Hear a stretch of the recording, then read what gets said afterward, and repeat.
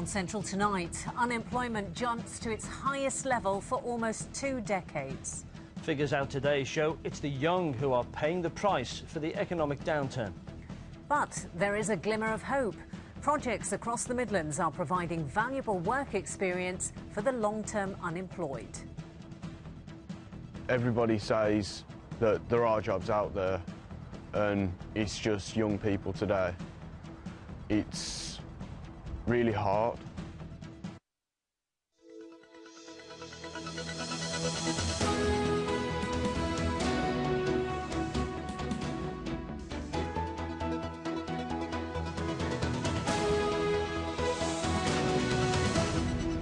Also tonight, the crumbling schools bidding for extra government cash to make emergency repairs. If we send children to schools in poor buildings, it actually says that we don't value them, and that's not right because we do value our children. The Antarctic team braving sub-zero temperatures to follow in the footsteps of one of the world's greatest explorers. Hi, I'm Beverly Knight and I'm back at my old school right here with the man who taught me all about music.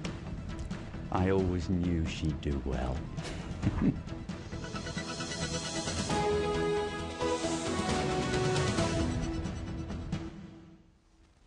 Good evening. The search to find a job just got a lot harder. Today's unemployment figures have hit a 17-year high, with 100,000 more people joining the jobs queue. Here in the Midlands, it's a mixed picture. In the West Midlands, 234,000 people are out of work. That's a rise of 8,000.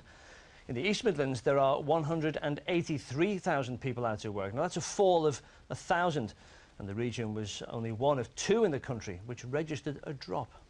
Other headlines that make grim reading: youth unemployment is at a record high of nearly 1 million.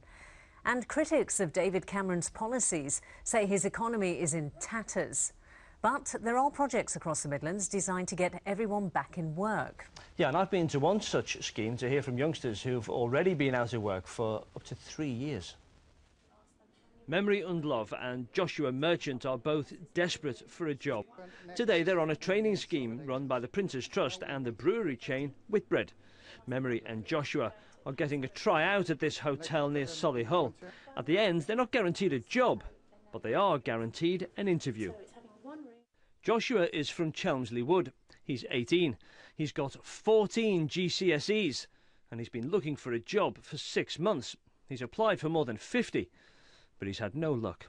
And first thing I'm going to ask you is, I'd like to know how we make that chopping board safe and stop it from slipping around. You put a damp cloth underneath.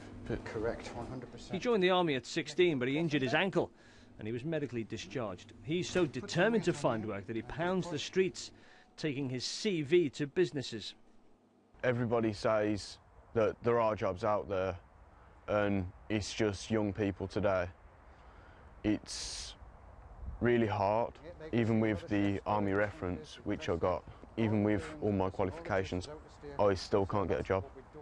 Memory is from Walsall. She's 20 and she's got 6 GCSEs.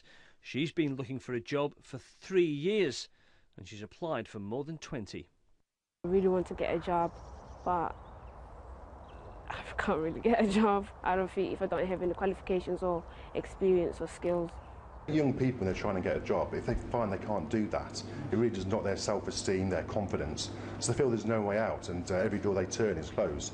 So what we need to do is try and open that door to help people get back into the job market. There are jobs available at sort of all of our sites across the Midlands, really looking to unlock the talent that comes in the door. Young people for us are the lifeline of our business. Young people are doing what they can to generate new jobs. Nottingham City Council held a special debate with the Youth Parliament and small businesses.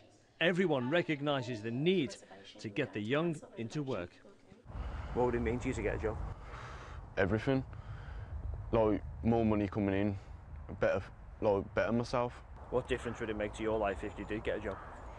A lot really, because I know I get paid, pay my bills and everything like that. Well, for more on this, we're joined now by our political correspondent Alison Mackenzie, who's in Westminster. Alison, are today's unemployment figures a sign that the government's economic policy simply isn't working? Well, that's what Labour would have you believe. It's a charge they levelled at David Cameron at Prime Minister's Questions today. His answer, well, in the Midlands he's creating, he says, enterprise zones, apprenticeships, he's cutting corporation tax, he's doing what he can. But there is no doubt that large parts of the economy have been hit by the financial problems, and many people are wondering where will the growth come from. Construction, manufacturing, the public sector and education have all suffered because of the downturn. And like young people, women have found themselves disproportionately hit by the cuts because they make up the majority of the workforce in the public sector and education. But there are glimmers of hope and areas of growth. The care sector, hospitality, call centres, all looking for staff. The government today says in the West Midlands there are actually 35,000 vacancies and nearly 27,000 vacancies in the East Midlands. Well, this was the comment today from the Employment Minister, Chris Grayling. The key challenge for us now is to get our economy growing, to make sure that we've got companies coming here and investing and creating jobs. But if we weren't dealing with the deficit, if we were leaving ourselves with the kind of financial uncertainties that many other European countries have got, then do we actually think businesses would be growing and investing and creating jobs? I don't. Alison, today's figures show that it's young people who are struggling to find work. Is it just because the country's economic problems? Well, the government would say no. They point out that although it's just short of the million mark, 250,000 are actually students looking for part-time work, but it's still a big number. One of the problems, and they say they're addressing it, is the skills gap. People aren't qualified enough for the vacancies that are coming up, a fact confirmed today for us by the Notts and Derbyshire Chambers of Commerce. Employers are actually recruiting at their highest levels since September 2008. Employers are informing us that they are having difficulty recruiting in regards to getting the appropriate skill levels of new recruits. Well, one answer says the government is to roll out a network of work academies. What are they? Well, for example, they go into the workplace providing apprenticeships, training and experience and a guarantee of a job interview. We filmed today at Caterpillar to Desford in Leicestershire, one of many big companies across the Midlands who take in trainees and give them a chance to make an impression and maybe get a job at the end of it. It's one scheme the government is putting money into, and this was the reaction today from the person in charge at Caterpillar. We are giving young people an opportunity which they would otherwise not have. We will seek to recruit and retain a proportion of them at the end of the 12-month period.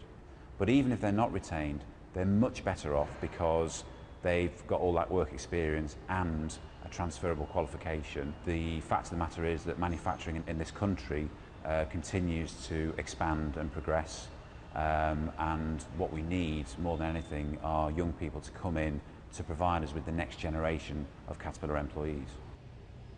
And that's the key word, next generation. All these schemes are taking time to bear fruit. And the problem is now, today, those big unemployment figures. Will the private sector step up to the plate and take all those public sector vacancies? Not concerned yet with the answer.